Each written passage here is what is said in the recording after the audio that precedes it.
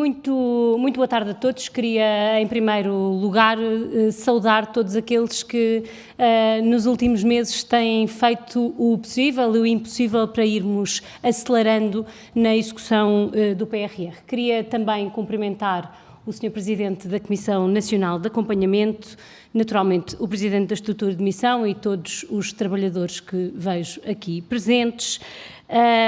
e saudar também todos os organismos da administração pública que aqui estão presentes e que mostram muito bem aquilo que temos procurado dizer todos os dias, que a execução do PRR não depende nem só de um, nem só de dois, mas de toda a administração pública, das empresas, das instituições de solidariedade e segurança social, dos cidadãos de todo o país. E queria naturalmente cumprimentar o Sr. Primeiro-Ministro e os meus restantes colegas de Governo,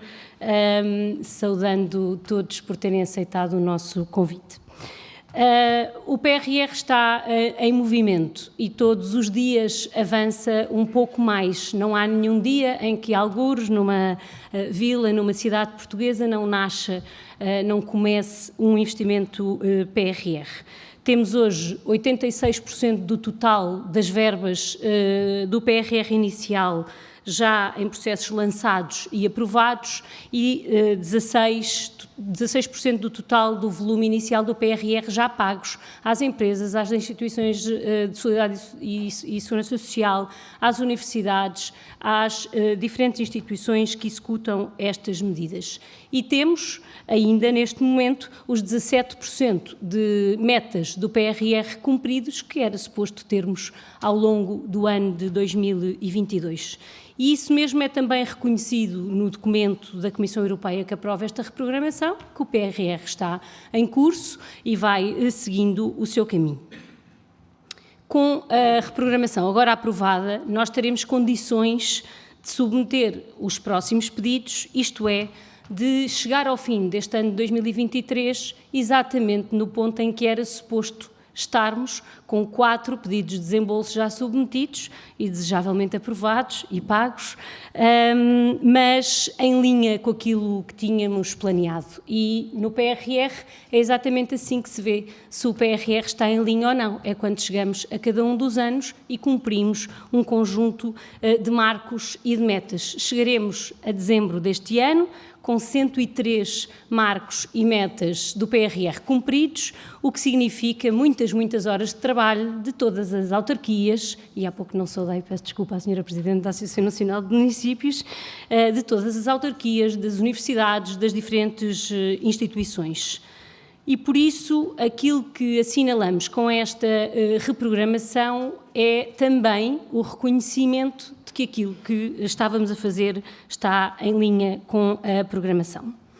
inicial. A Comissão aprovou esta proposta de reprogramação reconhecendo explicitamente nos seus documentos que o plano é coerente e alinhado com a estratégia inicial.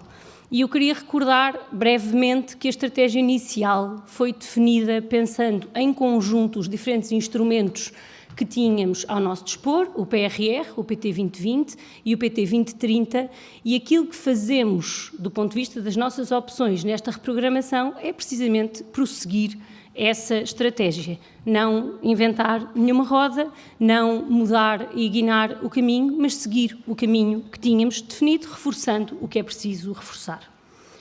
Com esta reprogramação, os marcos e as metas passam de 341 para 463, desse ponto de vista não é um dado muito feliz para quem tem que marcar o seu acompanhamento, são muitas mais, mas aquilo que fundamentalmente esta reprogramação faz é reforçar a ambição que o PRR já tinha. Traduz-se num reforço pelo capítulo do REPowerEU e por uma nova fase das nossas ambições em matéria de transição energética, traduz-se num reforço por reforçarmos de forma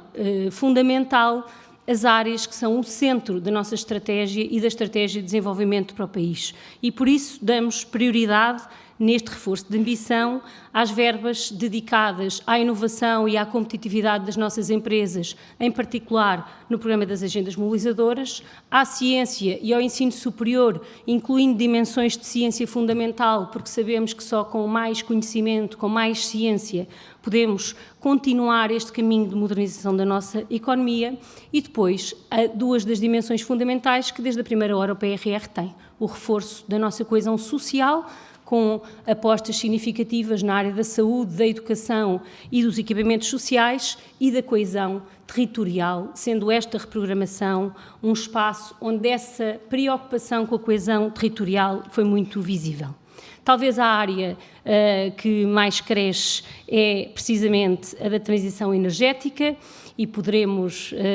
daqui a pouco ouvir um painel sobre esta matéria, mas queria destacar o reforço dos projetos de eficiência energética residencial e dos serviços, o reforço dos projetos de descarbonização, que constituem uma oportunidade para as nossas empresas no momento que vivemos, e também o reforço de todas as dimensões relacionadas com a mobilidade sustentável que aqui estão assegurados. A segunda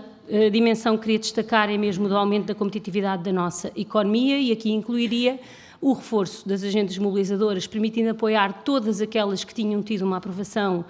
por parte do júri, mas também dimensões de reforço do apoio à contratação de investigadores, da criação de um Centro Nacional de Computação Avançada e do reforço significativo que fazemos na área da ciência, como duas faces desta mesma moeda para termos uma economia mais inovadora. O fortalecimento do Estado Social estava também na gênese do PRR, até porque ele nasce depois de uma pandemia, e aqui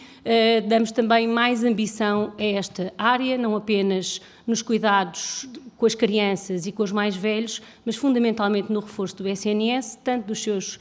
cuidados de saúde primários, que aqui recebem um reforço fundamental, mas também de equipamento hospitalar em todo o território, que permita reforçar a capacidade de resposta do nosso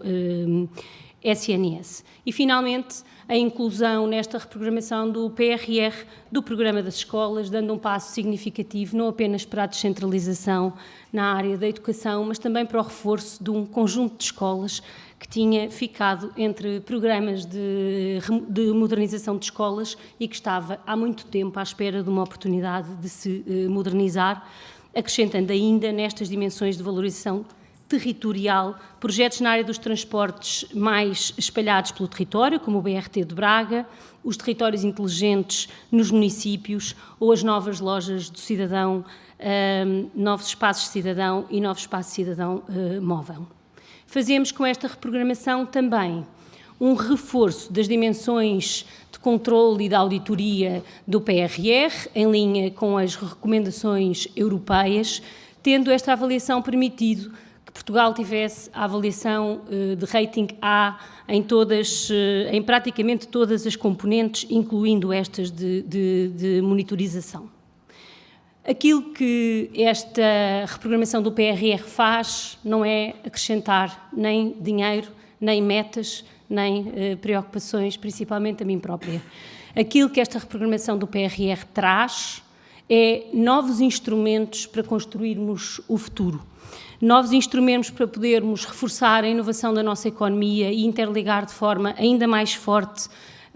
o Sistema Científico e Tecnológico Nacional com as empresas portuguesas, conseguindo assim exportar mais e valores de maior valor acrescentado e pagar melhor para assim reter talento. Aquilo que o PRR faz na sua reprogramação é melhorar o acesso aos equipamentos sociais mais relevantes para a nossa sociedade, sendo abrindo mais vagas de creches ou reforçando o cuidado com os idosos, em particular de modos mais inovadores do que aquilo que fazíamos até aqui. Aquilo que esta reprogramação do PRR faz é fazer chegar a mais hospitais e equipamentos hospitalares de primeira linha que permitem reforçar os cuidados e poupar as pessoas a ter que se deslocar muito para receberem os seus cuidados de saúde, e reforçar aquela que é o traço fundamental das reformas dos cuidados de saúde primários. E aquilo que este PRR faz é permitir ter uma resposta numa das áreas mais relevantes para os portugueses neste momento, a área da habitação, em colaboração também com as autarquias que foram definindo as suas estratégias e que têm, até 2026, um instrumento significativo, financeiro, para podermos fazer crescer a resposta pública e deixar de ter carências habitacionais que são inadmissíveis nos momentos que vivemos. Esta reprogramação do PRR faz crescer a sua ambição, o seu financiamento, as nossas responsabilidades. Aquilo que não faz é fazer crescer o tempo que temos para o executar, e isso significa que nos cabe a todos, ao Governo naturalmente, mas também a todos os que aqui estão, assumir a responsabilidade acrescida que esta reprogramação nos traz, porque 2026 está já aí e, portanto, é preciso começar já a trabalhar nesta reprogramação. Muito obrigada.